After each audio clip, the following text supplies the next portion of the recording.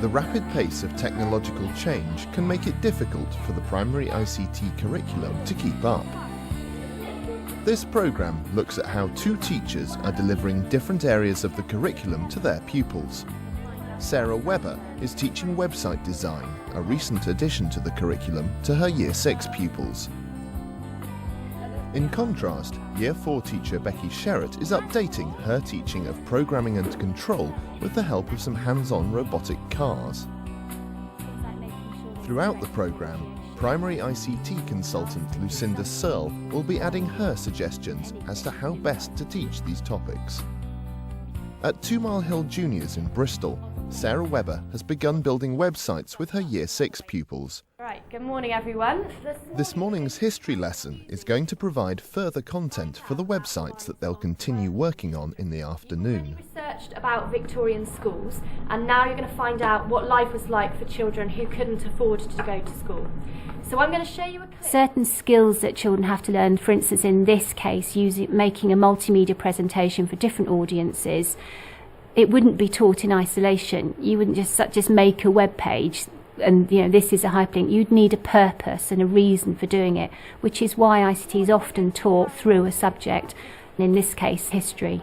When you come across an interesting fact that you might like to use in your web page this afternoon, on your PDA I would like you to record it as a sound clip, and then I'd like you to submit it to me. Coal was the main source of power in Victorian times. It was used for cooking and heating, and for driving trains and steamships. Coal was the main source of power in Victorian times.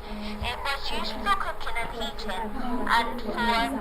I've found out quite a lot of things from on the board, and I've put it all together in a file, and then this afternoon we should be putting it into our web pages that we've started. The pupils wirelessly send their audio recordings to Sarah's computer, both so that she has them for their websites, but also so they can share their findings. And we'll start with Cece. William Blake, The Chimney Sweep. My father sold me, while yet my tongue could scarcely cry, weep, weep, weep, weep. So your chimneys I sweep, and in soot I sleep. Why would sound be better for your audience who are going to be looking at your web page? Because they don't just have to sit there and read it all, they can listen to some as well. Excellent, thank you Katie. So this afternoon, me and Miss Hooper will show you how to do that and show you a web page with sound on it. Sarah is going to be team teaching with ICT coordinator Laura Hooper. Before the afternoon lesson, Laura runs through with Sarah how to upload audio files using their web design software. So I want to know how, on a page like this, they could incorporate that sound and have a link to it, so that if a younger audience was looking at it, that they would be able to click and hear them speaking. Okay, well it's actually really simple. You just right click and go to actions, and there's a sound tab in there. You can actually just browse for their own sound. Something else that's really important is actually labelling underneath the picture what the sound is going to be, so you're knowing what you're going to hear. Really a good way to start is to show them some web pages and how they're set up, and also like we've done, do an example one of a teacher one really, and keep updating that as you go along so that they can see what you want by the end of the unit really. Yeah, and I suppose again it's about putting together text and audio and sound and the multimedia presentation, but also thinking about audience and who that's going to be for. And so for a level 4, for instance, in this case, you'd be aware of the audience and aware that your presentation needs to be clear and look good and relay what you want it to say. To kickstart their web design lesson, Laura uses her own website to get the pupils thinking about the information that they are presenting to their audience. So I'm going to show you a schools page that I completed, and I want you to think about what is it about my page that maybe is better than what we did last week, and how you're going to edit yours to look a bit like mine. Most of us have only shown one thing, like the classroom, but you've shown things like the way that the children would have looked and things like that. We've done a video of our trip to Sevington, and we haven't done that. Brilliant. If you work really hard, we might have time to show some people that. Off you go then. Have you thought about what title you might like to do? Would you like to do it in a shape, or would you like to do it in a text box like before? Okay, so can you remember which one that is that you've got to click? Well done. And what's your title going to be called?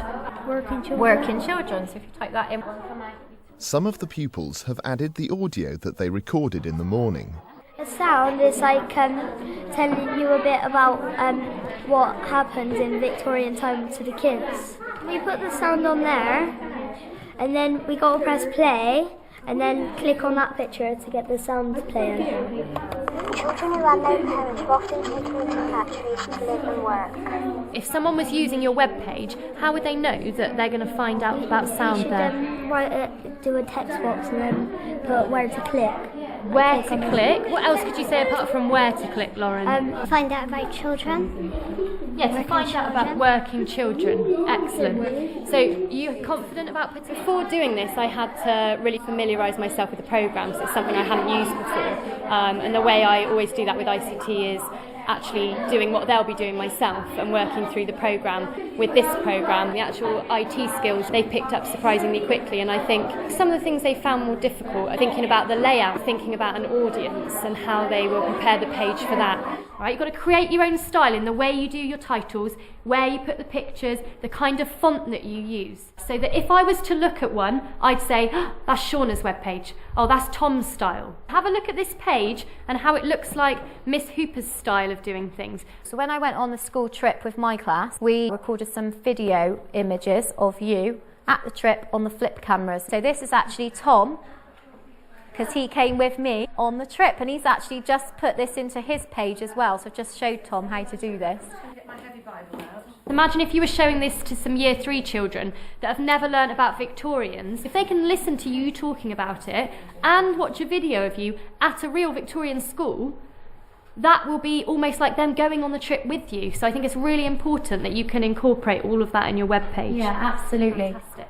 They could take that presentation, then present it to perhaps some younger children, like the Year 3s in this school, for instance, and then a presentation for their parents and their adults, and then looking at how that might differ, what sort of things would those particular audiences want to see. Not far away at Hillfields Primary, teacher Becky Sherratt is in the middle of a group of lessons on programming and control, an abstract topic that teachers often struggle with. I think it leaves a lot of teachers cold, myself being one of those teachers actually, and it is one area that is not very well taught in very many primary schools. To combat this, Becky has prepared a hands-on lesson in programming for her Year 4 pupils. As a warm-up, she gets them to think about control systems that they recognise in everyday life. Can anyone tell me any things that are controlled by something that is programmed? Hannah? Street lamps. Street lamps, excellent. Chelsea, anything else? TVs and computers.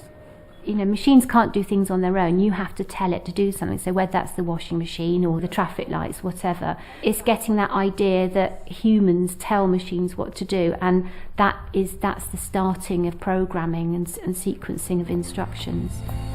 Becky has borrowed a set of programmable cars from her local city learning centre. Great thing about these, controls are on the ICT learning consultant Simon Squire advises teachers like Becky on how to use them. Here.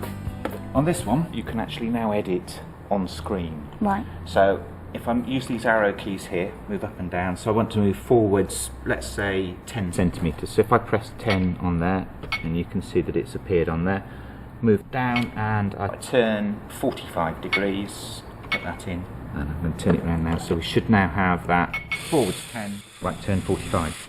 So you probably can't wait to get your hands on there. The children are looking forward to it. The cars place an abstract concept at the pupils' fingertips. If we just dropped a pen through the centre of the car, this will then make a track of the route. And so the shapes produced by tracing the route of the car allows programming to be combined with maths topics like angles for cross-curricular learning. And then the thing about these is when the kids see them for the first time, it's great, it's a toy. They see it as a toy, but actually you're moving into programming, you want to start getting them into an understanding of why you're programming. what's going on in the wider world. So what's happening with ICT outside? That always stumps them in a way because they're not sure, why do we control things? But then we move on to the conversations about traffic lights and things like that are programmed to do certain things. Yeah. So What you can do is take it from there, from this, which is the physical, to the more abstract, where they're going to go and control it on screen. Yeah. And that's actually quite difficult. It's important that the pupils not only know how to program the cars, but understand what their commands represent. when we press forward, we need to press a number after. What does that number represent? Magna? Centimetres. Good girl, centimetres, okay? Is everyone ready? Then it's off to the hall, where Becky's used the space to prepare her driving school. Around the hall, we've got some drawing options. I've also set up some mats with the routes on, and I've created some road scenes for you to steer our robot around. Okay, I'm going to come round. Mrs. Cox and I are going to see what you're doing. Okay, but have fun and do some programming. Off you go. Using the pen function, this group are adding an additional turn command to transform a repeated square into a larger pattern. Forward 10, right 90, forward 10, right 90, forward 10, then right 25. If you don't put right 25, then you go over the same square. Part of it's going to be going over like that. Then it goes off. There are more simple resources available to teachers when teaching the basics of programming. We used to literally program each other, you know, that you'd get the other child to walk forward 4 steps, turn a quarter of a turn, and you physically do those activities either in the hall or out in the playground or something, and that gets them actually doing it and seeing the pitfalls that can happen when you're telling something to do something that doesn't do it properly, and making sure that those instructions are specific. With some of the cars going off course, the pupils need to be able to identify mistakes in their commands and edit their sequences. You have to clear the last one, to go down and change the bottom one. That's a little 60, now we changed it. These robots are quite good in the fact that it's something physical that they can look at rather than looking at a computer screen. The children find it quite hard to be in the arrow's position, whereas with a car, with something that physically moves, they can see the results of their instructions being inputted into the robot. It's something practical that they can do, and they like working collaboratively. They've worked together and created brilliant pieces of artwork using squares linked to numeracy, and the pathways along the floor have also linked to our geography work on directions and things like that. So they've picked up so many skills which all link back to the ICT skills progression list. Right, at the end of today's session, we have programmed these robots to do exactly what we want them to do.